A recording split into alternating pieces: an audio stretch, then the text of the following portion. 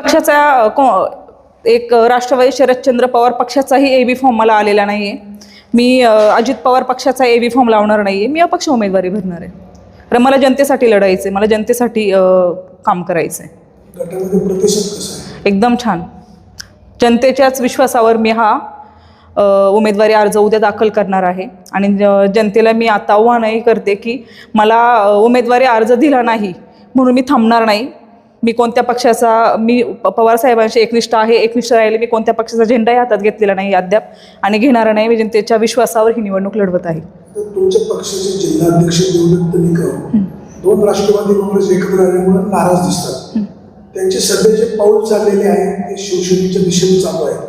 भविष्यकाळात ही गुंतवणूक आहे. आता हे तुम्हीच सांगितलं की त्यांचे शिवसेनेच्या दिशेने पाऊल चाललेले आहेत. आघाडी युती केलेली आहे. मला असं वाटतं या प्रश्नाचं उत्तर ते चांगल्या पद्धतीने देतील. त्यांच्या मनात काय आहे हे मी नाही सांगू शकत.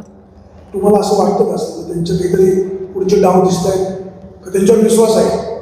नाही, विश्वास तर कालपर्यंत खूप होता, अद्याप विश्वास राहिलेला नाही आहे. कारण की ज्यांनी प्रामाणिक काम केलं, मी एक तालुका अध्यक्ष आहे, त्यावेळेस तुम्ही सगळे बघत होते त्यांच्याकडे एक महिला सक्षम कुणीच नव्हतं.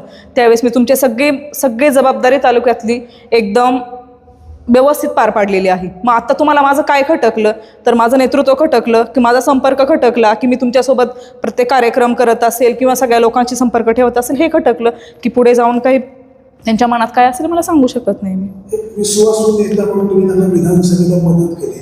हो, तोच नेता तर तुम्हाला जिल्हा परिषदेला तुमच्यावर अन्याय करतोय. काय तुमच्या भावना?